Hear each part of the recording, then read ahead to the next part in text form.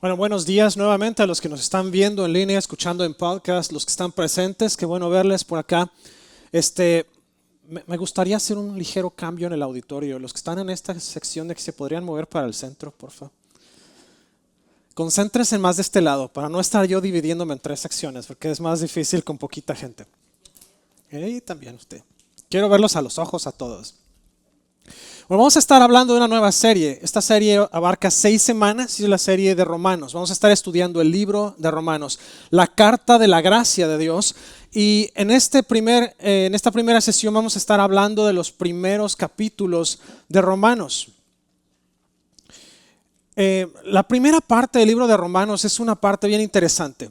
Pablo escribió 13 cartas durante toda su vida de ministerio. De estas 13 cartas, 4 fueron escritas a individuos y las otras 9 fueron escritas a iglesias. De hecho, estas 4 cartas de individuos tenemos a Tito, tenemos a 2 a Timoteo y una a Filemón. Y las otras son cartas a las iglesias, pero la carta a los romanos es una carta muy particular porque Pablo le escribió a una iglesia a la cual él no había asistido, no estaba. No había ido a esa iglesia, supo que se fundó la iglesia, pero hasta ahí llegó. Así que Pablo decide escribir una carta para animar a la gente de la iglesia de Roma y también para hablarles de quién es Jesucristo. En esta carta en específico estamos abarcando varios años del desarrollo de la iglesia en Roma. Voy a iniciar con el verso de la bóveda, Romanos 1, 16 y 17. Algunos de ustedes ya se lo saben de memoria, pero voy a animarles a que se lo aprendan de memoria durante estas 6 semanas. Y usted va a decir, pastor, nos está dejando tarea con la serie 2.7. Y también usted apréndase la palabra de memoria, porque cuando usted esté en algún problema, va a podérsela recitar al enemigo de memoria, como Jesús rechazó al enemigo con la palabra de Dios. Romanos 1, 16 y 17, ¿por qué no lo leemos juntos? Lo tienen ustedes ahí en sus notas. Dice, porque no me avergüenzo del evangelio, porque es poder de Dios para salvación a todo aquel que cree, al judío primeramente y también al griego. Porque en el evangelio la justicia de Dios se revela por fe y para fe, como está escrito, mas el justo por la fe vivirá. Señor, gracias esta mañana por tu amor. Gracias por tu gracia que es incomparable. Gracias por tu misericordia. En esta mañana, Señor, levantamos tu nombre y te pedimos que tú hables a nosotros a través de tu Santo Espíritu. Que no sea yo quien hable tu palabra, sino tu espíritu. En esta hora rechazamos todo espíritu contrario al tuyo, todo espíritu de chisme, de maledicencia, todo chisme de pleito, de murmuración, todo chisme, Señor, todo espíritu de división, de contención, todo espíritu de falsa doctrina, falsa enseñanza, de falsa profecía. Los echamos fuera en el nombre de Cristo Jesús. Y ponemos a tu espíritu como el centro de esta reunión. Te pido que tu palabra caiga en nuestro corazón como semilla en tierra fértil para que crezca, para que florezca y para que fructifiquemos al 100% en el nombre de Jesús. Amén. Pablo escribe esta carta en el año 57 después de Cristo desde la iglesia de Corinto. Él está en Corinto, él está en una parte de su ministerio y a su vez escucha sobre la iglesia de Roma y decide escribir a Roma. Él jamás había estado entre los creyentes de Roma, pero la carta a los romanos ha impactado a muchos líderes de la iglesia de manera significativa y sigue impactando hoy día. Muchas veces hay gente que dice, no, que cuando tenemos un nuevo creyente lo mandamos a Romanos. Y yo les digo, está bien, pero dales Juan primero, deja que coman lo tranquilito primero y después los metemos a Romanos, que es un libro que es altamente impactante en cuanto a doctrina y nos habla muchísimo de nuestro pasado y nos habla muchísimo de nuestro futuro también. Romanos es un libro que está muy lleno de lo que éramos y a dónde vamos, quiénes somos, de dónde somos. Romanos es una consideración reflexiva y si usted la toma de este libro como tal, la extrae, Romanos es una bendición para todos los creyentes. No es nada más para algunos, no fue nada más para los romanos. De hecho, siéntese usted en el lugar de la iglesia de Roma ahorita. En esta primera sección, Pablo va a poner el fundamento de la absoluta necesidad de la gracia de Dios. Bueno, primero Pablo escribe esta carta hablando de sí mismo como un apóstol de Dios, un apóstol de Cristo. ¿Qué significa esto? No es por tener títulos de nobleza, los títulos no le importan a Dios. Lo que significa un apóstol es que es una persona que es enviada con un propósito y con la autoridad del que lo envía. Vamos a hablar, por ejemplo, de que Pablo dice que es un apóstol de Cristo, que significa que él va a actuar en representación de Jesús y las palabras que él habla son palabras que Jesús le habló a él primero para que él se las pueda hablar a la iglesia. Una traducción correcta o un sinónimo de la palabra apóstol es la palabra embajador. Es una persona que habla, actúa y ejecuta en nombre de otra. Tiene toda la autoridad, tiene toda la posición y tiene todo lo necesario para actuar en nombre de otra persona. De hecho, aquí utiliza la palabra doulos, que se refiere a Jesús como Señor. En el versículo 4 utiliza Kyrios. Es un misionero a los gentiles. De hecho, cuando se encuentra con Jesús en Damasco, una de las cosas que le dice Jesús es: yo necesito que vayas a los gentiles. Los apóstoles de Jesús, los discípulos, los 12, estaban muy enfocados en la iglesia judía, al punto de que cuando Pablo se convierte, empieza a hablarle también a los gentiles, y luego Pedro está en aquella azotea y le da hambre y huele que ya están preparando la comida, y no sé si a usted le ha pasado, pero está usted esperando que sirvan a alguien de comer, usted ya tiene hambre y de repente le llega el olorcito de la cena y empieza ya uno a entrar en un trance, como que siente uno que hasta está la saliva escurriendo por todos lados. Bueno, a mí me pasa cuando estoy asando carne. Ayer estaba ya bien cansado preparando carne y estaba ya las hamburguesas, el carbón no quería arrancar, así que le aventé madera para ahumar y empecé a oler la carne ya ahumándose y estaba yo así de pues no la puedo sacar porque todavía está saliéndole la sangre, pero ya tenía yo ese nivel de hambre. Y estaba Pedro en ese mismo nivel cuando tiene esta visión en su éxtasis, baja un lienzo enorme sostenido por las 4 puntas lleno de todos los animales posibles y dice una voz: Pedro, mata y come.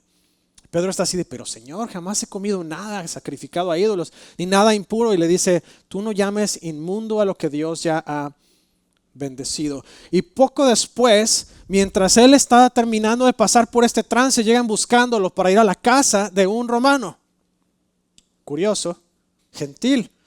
Y Pedro va muy así como que medio no sabe, medio como que quiere obedecer, y llega allá y resulta que el Espíritu Santo se derrama sobre los gentiles también y empiezan a hablar en lenguas y de ahí se desató toda la ola. Pero el apóstol que fue enviado exclusivamente para los gentiles fue Pablo.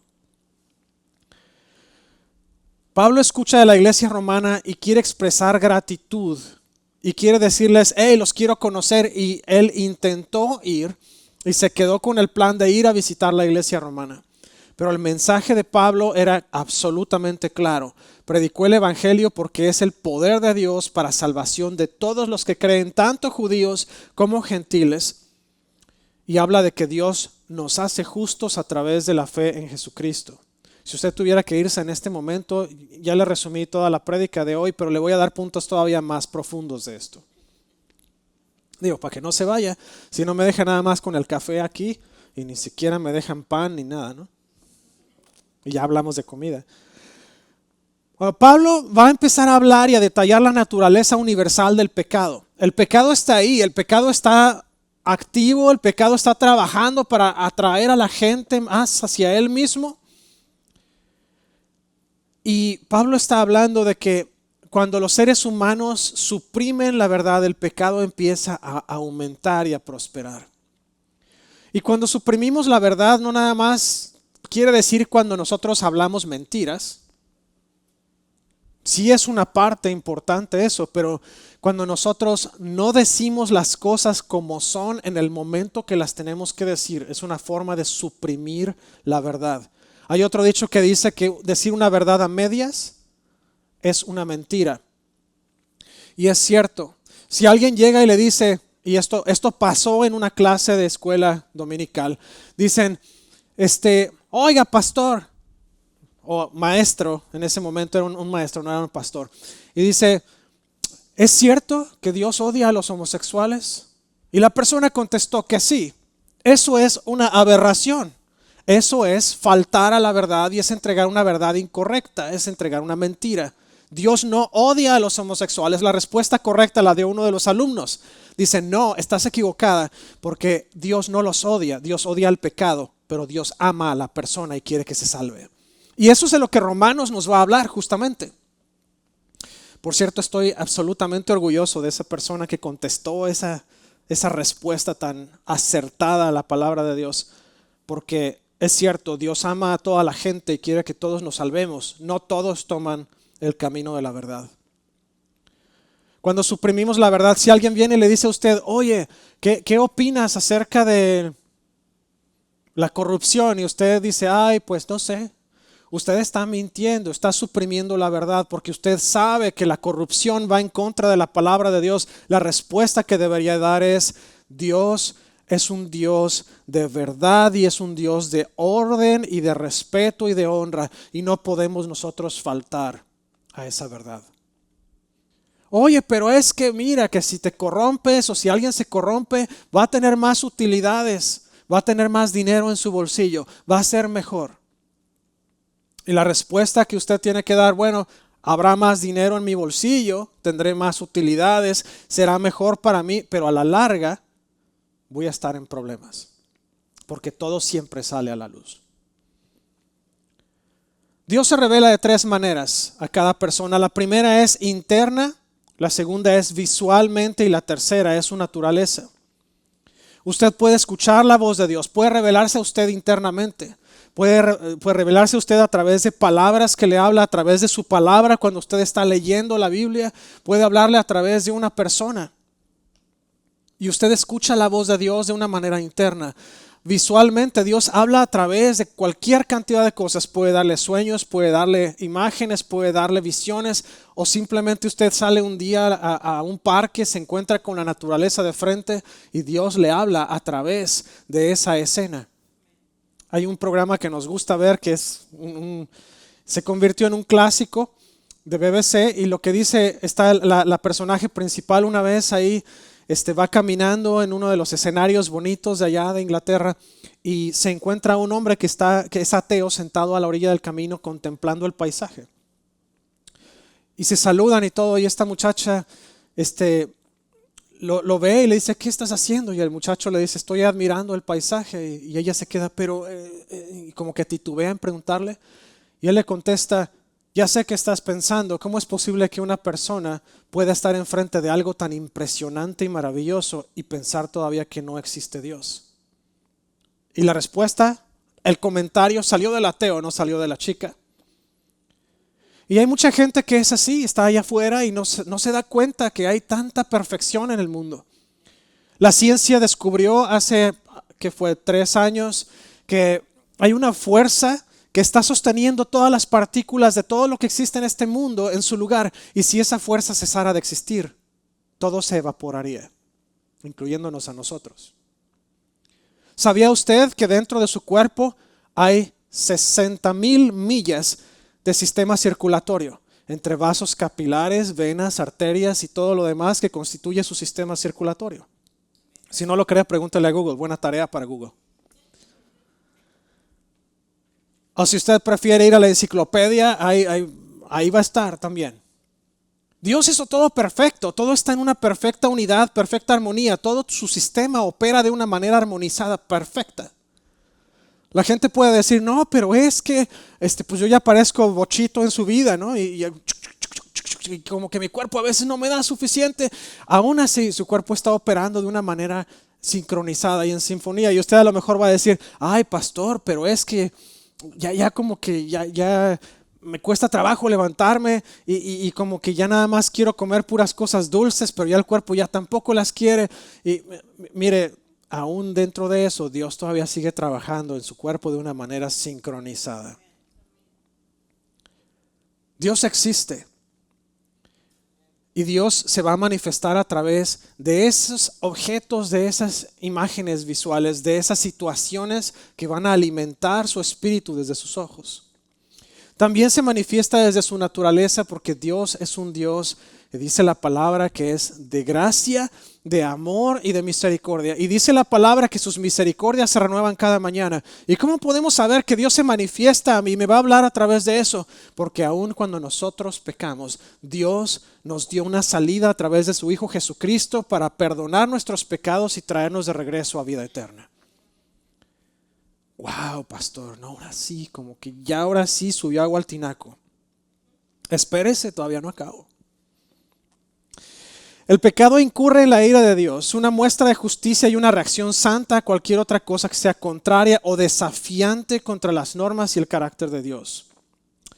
Aquí es donde viene la explicación perfecta que dio ese muchacho en esa clase de escuela dominical. Dios no odia a la gente.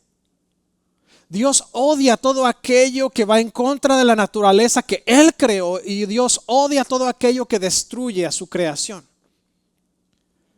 Dios odia el pecado, y eso está escrito no en una sola parte de la palabra de Dios, está escrito en muchos lugares. Dios odia al pecado, y el pecado nos causa separación de Dios.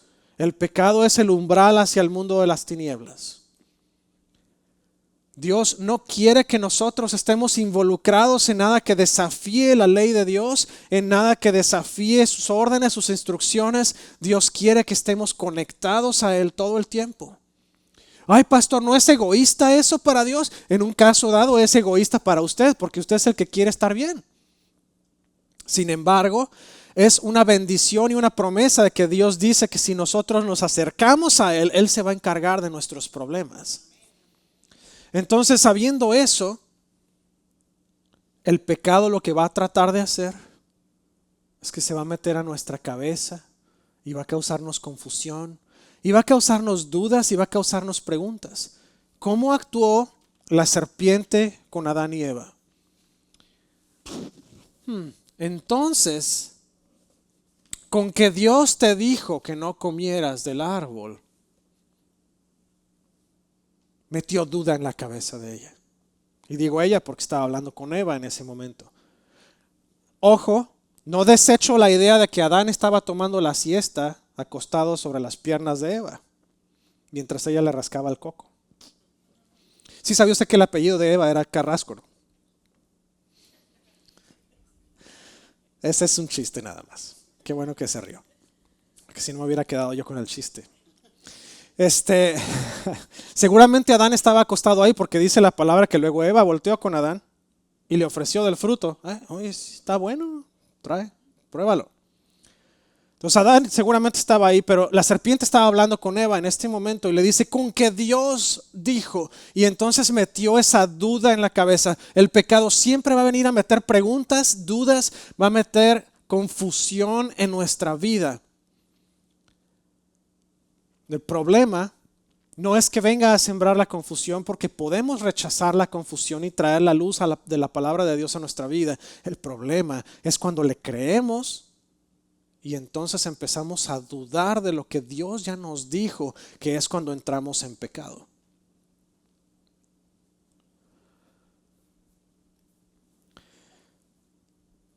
Cuando nosotros caemos en pecado y seguimos al pecado y obedecemos al pecado, Dios no nos va a sacar del hoyo a menos que nosotros decidamos salir de ahí. Oye, pastor, pero ¿no es Dios un Dios de amor? Es un Dios de amor y es tan amoroso y es tan respetuoso que no va a venir a irrumpir a tu vida si no se lo permites. Ay, pero este mundo está de cabeza, pastor, y los muchachos y los jóvenes y los niños y las mujeres y todo lo que está pasando y Ciudad Juárez y todo. Hermano, usted puede decirme lo que usted quiera y es cierto. Sin embargo, Dios en su amor, en su gracia y en su misericordia no se intromete en la vida de la gente a menos que la gente lo invite. La palabra de Dios, Jesús lo dijo claramente, estoy a la puerta y llamo. No dice, llegué a la puerta y abrí y me metí como Pedro por su casa. A lo mejor a la casa de Pedro sí entraba como Pedro por su casa, pero esa es otra cosa. Pero Jesús dijo, yo estoy a la puerta y llamo. Quiere decir que Él no viene y se mete a tu vida. Quiere decir que Él viene y trata contigo primero para ver si tú le abres la puerta. Y entonces si le abres la puerta, Él se mete y limpia. Pero todo lo que ocurra cuando nosotros estemos en pecado, la consecuencia la tenemos que pagar. Eso no hay dos. Ay, pastor, pero no es un Dios de amor. Sí, va a borrarte la consecuencia espiritual eterna de ese pecado. Pero si tú anduviste de coscolino con muchas muchachas, una muchacha con muchos chicos, a lo mejor el virus, la enfermedad, la suciedad, eso se queda. Eso no se va. Dios podrá en su misericordia dar sanidad sobre ese problema, pero la consecuencia la tenemos que pagar. Y eso es de lo que está hablando justamente Pablo en la carta a los Romanos. Dios permite que las personas sieguen la cosecha de la maldad cuando siembren semillas de rebelión. En pocas palabras, si nosotros nos rebelamos contra Dios, cualquier consecuencia que derive de nuestra rebelión la tenemos que pagar. No hay de dos. Y si jamás nos arrepentimos, la consecuencia entonces es muerte eterna. Pablo habla también en los versículos 29 al 31 que los comportamientos pecaminosos siempre está expandiéndose. Hay un catálogo grande y más se están agregando todos los días. Porque la maldad se va a seguir multiplicando y dijo Cristo, Él mismo lo dijo, porque la maldad se multiplicará en los últimos días. Así que lo que dijo Pablo en la carta a los Romanos en 57 después de Cristo es válido todavía hoy. Mientras Cristo no vuelva, el catálogo de pecados y de maldad se va a seguir expandiendo hasta que ya no se pueda contener.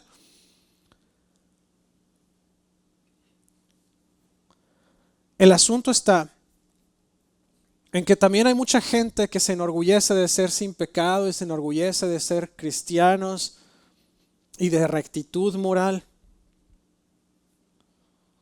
Pero se burlan cuando alguien cae en algún problema consecuencia de su pecado. Hermano, si usted está en esta iglesia, si usted está escuchando este mensaje, si usted está realmente poniendo atención a la palabra de Dios, cuando hay alguien que cae en pecado, usted debería ser el primero en orar por ellos. Usted debería ser el primero en ayudarles a levantar, porque nuestro trabajo como cristianos no es dar el tiro de gracia.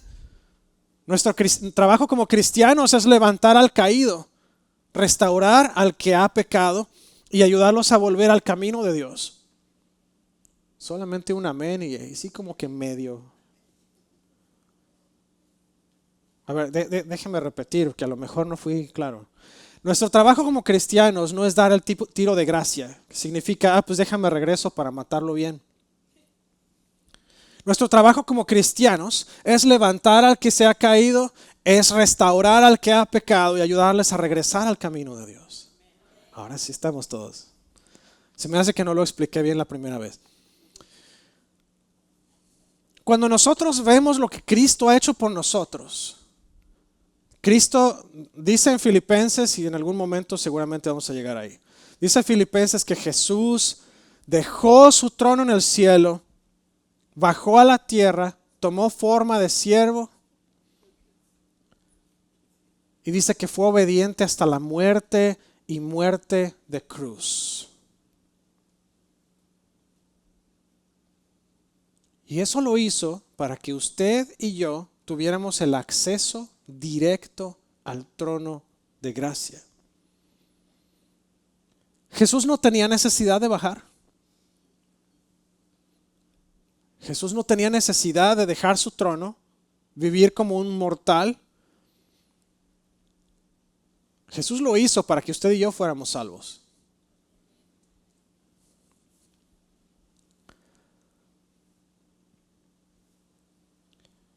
Usted lee el Antiguo Testamento, se va a encontrar en muchas partes donde dice que Dios había ya proclamado y había hablado del juicio que vendría sobre Jerusalén, sobre Israel, sobre su pueblo en general por el pecado del pueblo. Y seguramente por ahí en alguna otra iglesia, no en esta, hay alguien que está leyendo el Antiguo Testamento y se queda, ay Señor, ¿por qué no tiraste a fuego del cielo y ya te los echaste de una vez a todos? Bola de pecadores, incircuncisos, cochinos. Pero la realidad es que la paciencia de Dios para proteger al pueblo de Israel y tratarles de mantener una opción, una oportunidad viva para que ellos regresen a Él. Es la misma que tenemos nosotros hoy y somos igual de incircuncisos y cochinotes a veces nosotros. Dios tiene paciencia y la paciencia de Dios es para que la gente tenga oportunidad de arrepentirse de su pecado y regresar a Él. Está diciéndole Pablo a la iglesia en Roma, es que por cuanto todos pecaron y están destituidos de la gloria de Dios, no hubo ni aún una persona, excepto por Jesús. Y es por Él que llegamos justamente hasta la presencia de Dios. Cuando Dios tarda en castigar el pecado de alguien, tarda en dejar caer el juicio sobre alguna persona, no es aprobación del pecado de esa persona. Dios está dándole la oportunidad de arrepentirse antes de enviar el juicio. Si usted lee a los profetas mayores y se da cuenta de todo lo que Dios profetizó sobre su propio pueblo, se va a dar cuenta de que Dios fue más que paciente, extravagantemente paciente con el pueblo. ¿Cuál fue el problema de Jonás, por ejemplo? Dios lo manda a Nínive. Dios le da 40 días a Nínive para arrepentirse y en 40 días Nínive hizo oración y ayuno y Dios no hizo caer el juicio sobre esa ciudad. Muy a pesar de Jonás. Y eso es porque Dios es un Dios paciente, es un Dios que espera que nosotros volvamos, es un Dios que nos da oportunidad tras oportunidad, tras oportunidad, tras oportunidad, porque Él no quiere que se pierda nadie.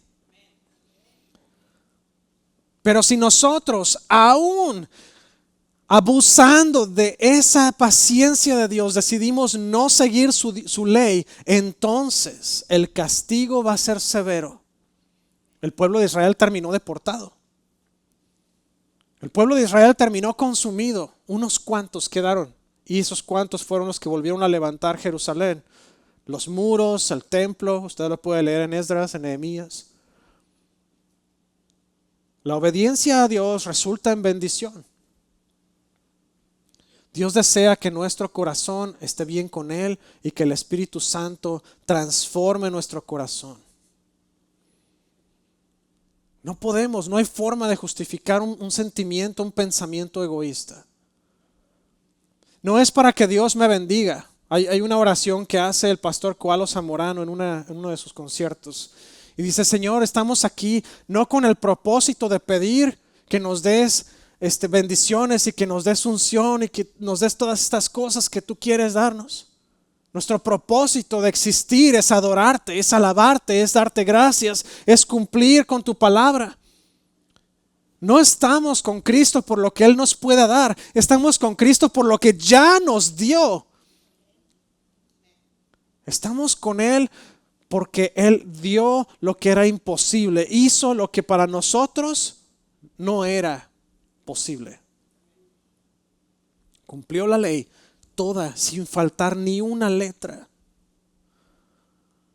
Pablo cita Salmos e Isaías para demostrar cuán extremadamente malvada es la naturaleza humana. Cuando alguien llega y le dice, hey, tengo una noticia buena y una mala, ¿cuál quieres primero? Bueno, Pablo no les preguntó, Pablo les dio la mala primero. Y si usted tiene niños chiquitos, a lo mejor puede prepararse para bajar a la oración allá. Que ya deben estar ellos cerca de meter a los niños al stage.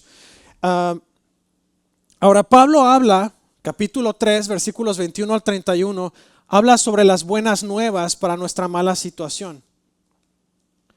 Dice que a través de la fe en Jesucristo, Dios nos hace justos. No es a través de algo que hayamos hecho, no es a través de algo que podamos hacer, no es a través de nuestro buen comportamiento, no es a través de nuestras palabras, no es a través de qué tan buenos seamos, de cuántos títulos tengamos, de qué tan buen trabajo tengamos, cuántos empleados a nuestro cargo, ni siquiera es porque estemos bonitos o no tan bonitos.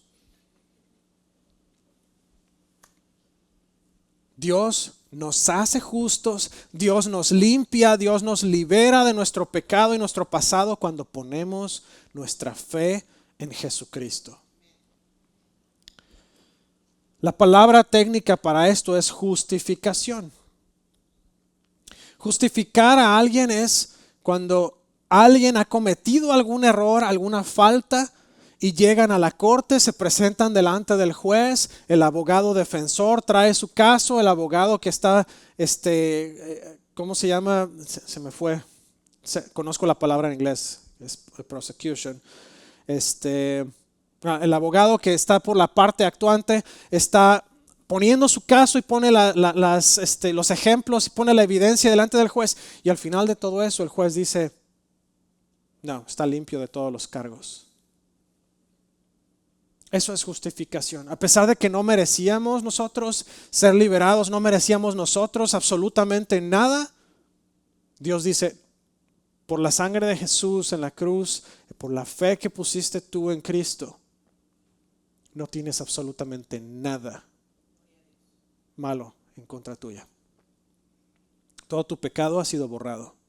Tus malas acciones han sido olvidadas. Tus malas palabras, tus malos comportamientos, todo ha sido echado hasta el fondo del mar. Y ahora tú eres como un hijo para mí. Tú eres un hijo o una hija para mí. Dios nos hizo justos. La redención de Dios está disponible a través de la fe en Jesús. Es otro beneficio. La palabra redención, a lo mejor unos de ustedes se acuerdan. Los que están más jóvenes a lo mejor como que no va a pegar. Yo recuerdo en México, a lo mejor en los demás países en Latinoamérica pasó igual, que usted juntaba corcholatas de la coca.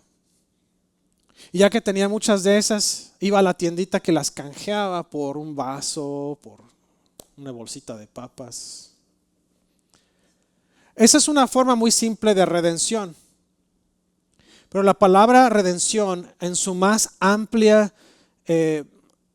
descripción, en su más amplia significado, la palabra redención dice que es pagar el precio a cuenta de alguien. La mejor manera de ejemplificar redención es cuando una persona quedaba como esclavo de alguien más y llegaba otra persona y pagaba un precio por él para dejarlo libre.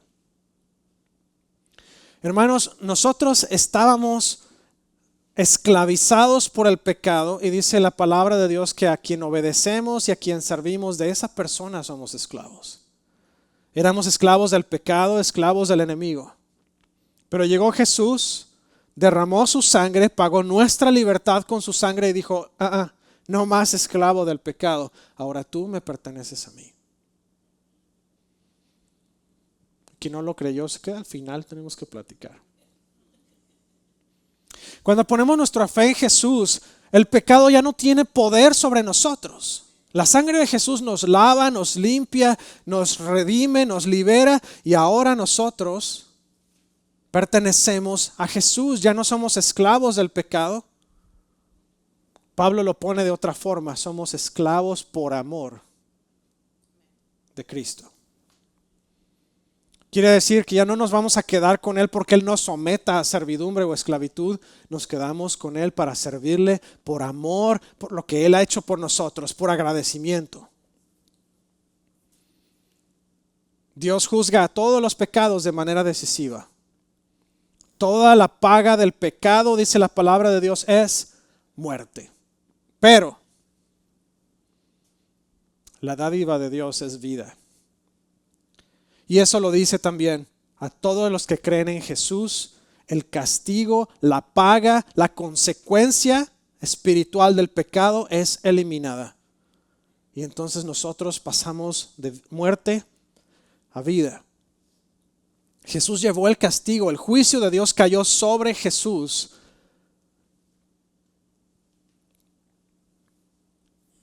Porque Jesús, ese cordero sin mancha, ese cordero sin ninguna falla, sin ningún defecto, fue hasta la cruz sin haber pecado. Jesús fue colgado a la cruz y derramó hasta la última gota de sangre por nosotros. ¿Qué mejor regalo pudimos haber recibido?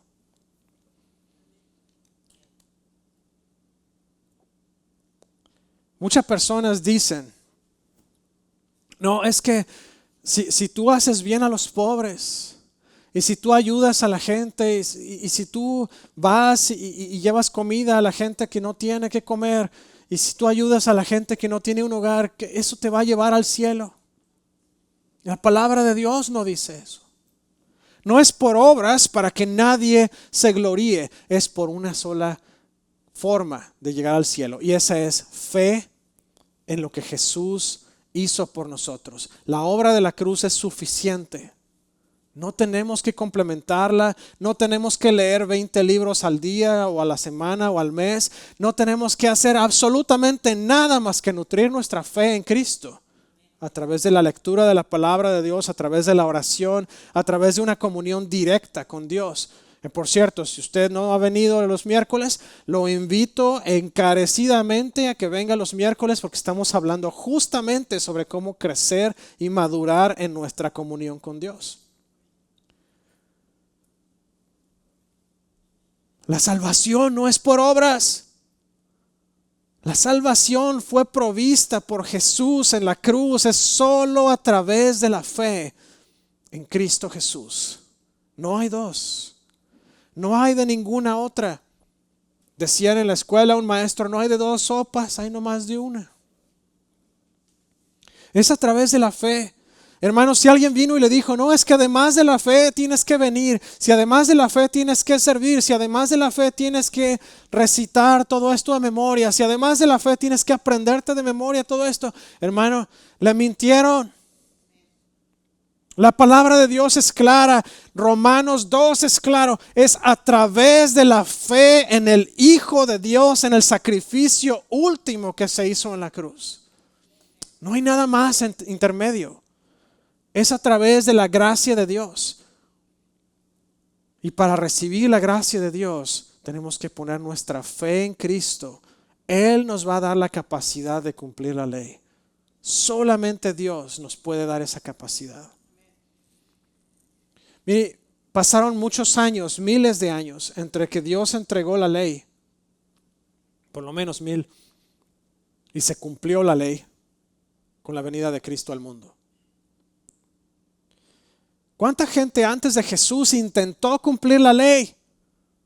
Y aún el rey, el único rey que dice la palabra que hizo todo recto conforme a la voluntad de Dios, Ezequías. Aún él se le cuatrapearon las 4.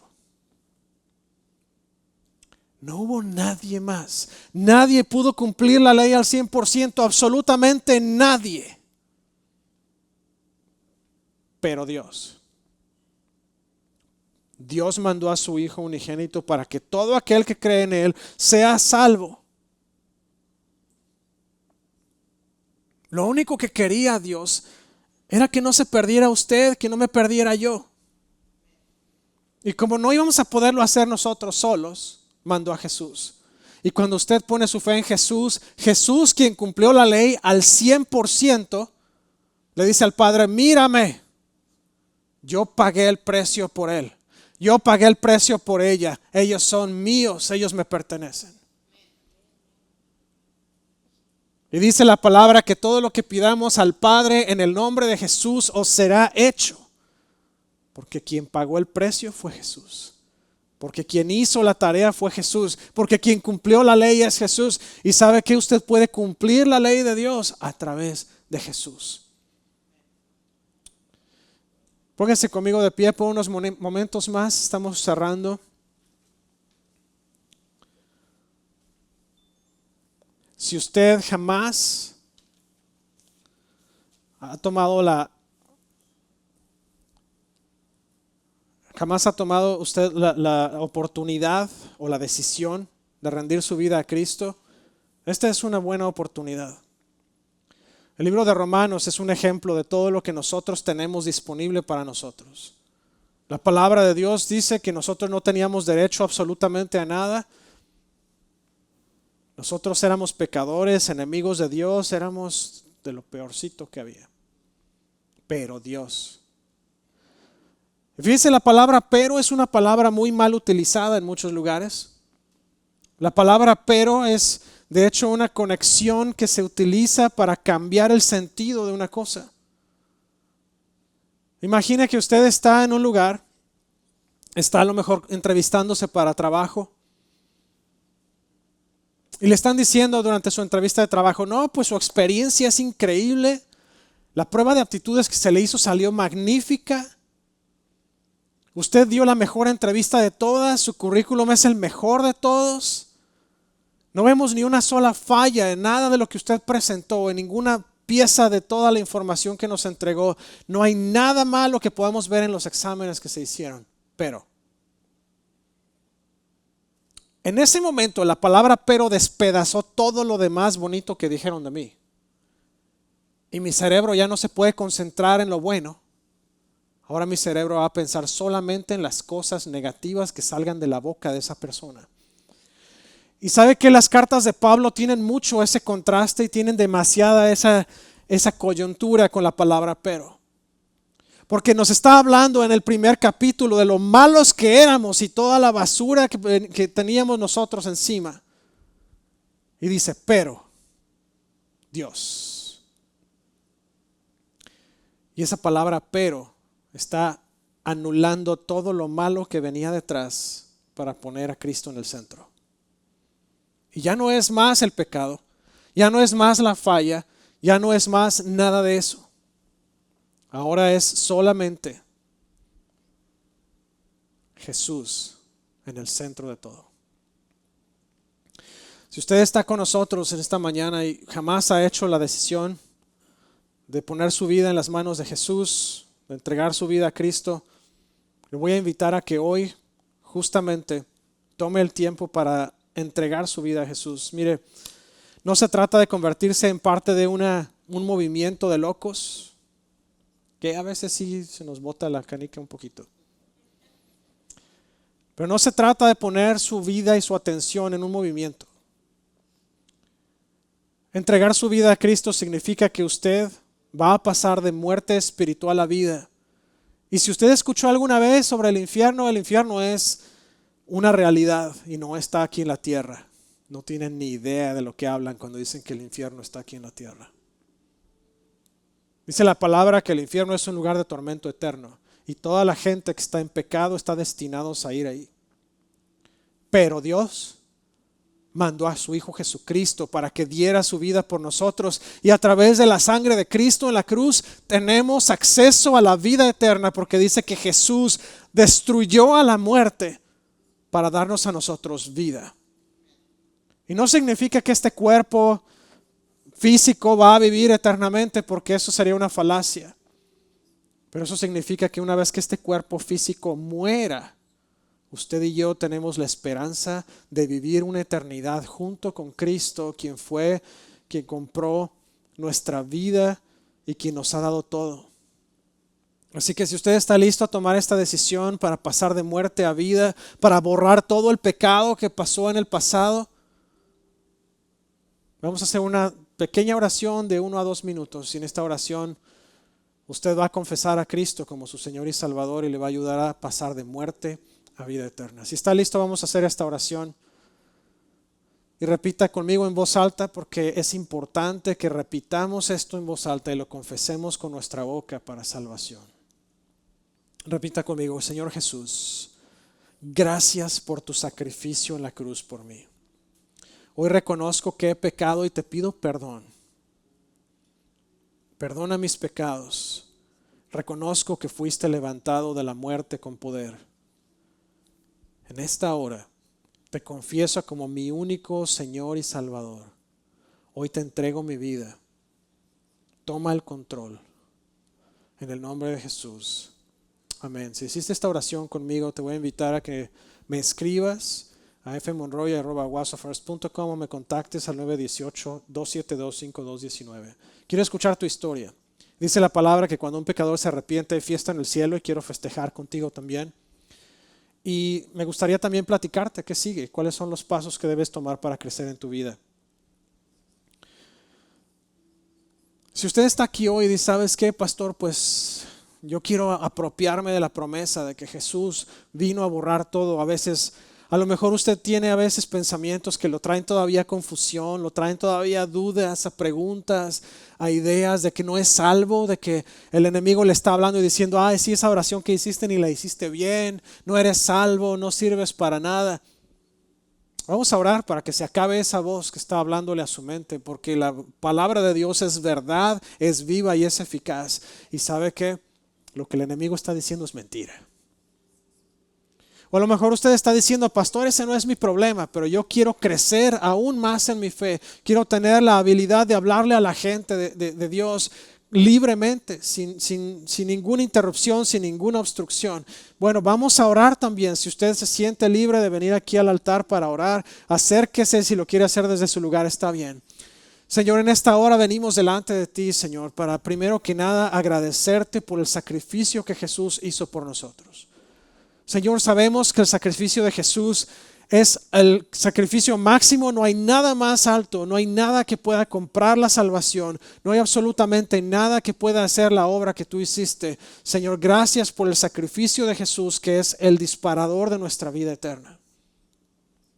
Señor, en esta hora confesamos que toda palabra que el enemigo ha hablado en contra de nosotros, toda duda, toda pregunta, toda palabra, Señor, de confusión, en este momento la rechazamos y la echamos fuera. Y declaramos que tu palabra es verdad, Señor, porque así como dice tu palabra, es viva y es eficaz y es más cortante que una espada de doble filo que penetra hasta partir el alma y las coyunturas. Te pido en el nombre de Jesús, Señor, que tu palabra esté establecida en nuestro corazón de una manera tan fuerte y tan profunda que las mentiras del enemigo no puedan penetrar. Ayúdanos, Señor, a ponernos todos los días la armadura, Señor, del Espíritu, que podamos nosotros resistir los ataques del enemigo, mantenernos firmes.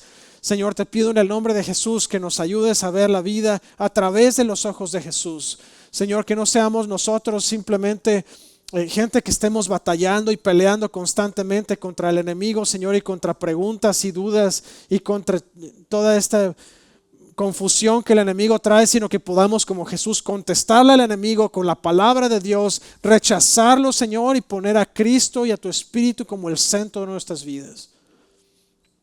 En esta hora, Señor, rechazamos toda mentira que el enemigo nos haya hablado. Señor, porque sabemos que es el padre de mentiras, sabemos que no es cierto y sabemos que toda duda y confusión, Señor, no proceden de ti, sino que sabemos, Señor, que todo eso que el enemigo está hablando, Señor, es porque es un chismoso y es un mentiroso y porque quiere llevarnos con él al abismo, pero no lo va a lograr. Declaramos la verdad de Cristo, la sangre de Jesús sobre nuestras vidas. Declaramos, Señor, tus promesas sobre nosotros, que son verdad. Declaramos, Señor, que por la sangre de Jesús hemos sido salvos. Por su sangre, Señor, hemos sido redimidos, Señor, y restaurados. Declaramos, Señor, que no hay pasado que pueda detenernos. Estamos con nuestra mirada fija hacia la cruz y seguimos, Señor, caminando firmes hacia la cruz, porque ese es nuestro objetivo primario. Seguir a Cristo, imitar a Cristo y obedecerte. Sabemos, Señor, que no hay nada más. Y te pedimos, Señor, que toda boca, toda lengua, Señor, que haya hablado mentira para agregar más cargas y agregar más obligaciones y ponernos más requisitos, Señor, para la fe en esta hora, lo rechazamos en el nombre de Cristo Jesús y te pido, Señor, que tú quites toda mentira de en medio. Ayúdanos, Señor, a ver que es solamente la fe en Cristo y es una relación personal, íntima contigo, la que nos va a llevar hasta la cruz, la que nos va a llevar, Señor, hasta la eternidad. Gracias porque tú abriste el camino. Gracias porque tú, Señor, eres la única puerta de entrada al Padre. Gracias porque es a través de Jesús y de nadie más que nosotros alcanzamos a llegar hasta el trono de la gracia, a postrarnos y a decir, Abba, aquí estoy. Señor, te amamos, te bendecimos, Señor. Sigue hablando a nosotros, que tu Espíritu todos los días hable, Señor, tus verdades a nuestra mente, a nuestro corazón. Llénanos de ti en el nombre de Cristo Jesús. No permitas, Señor, que escuchemos lenguas ociosas, palabras de condenación. Ayúdanos a escuchar tu palabra, tu verdad y tu Espíritu hablando a nosotros todos los días. En el nombre de Jesús. Amén y amén. Que el Señor me los bendiga y los guarde. Que el Señor bendiga su entrar y su salir, su acostar y su levantar. Que el Señor haga resplandecer su rostro sobre ustedes y los llene de paz hoy, mañana y por siempre.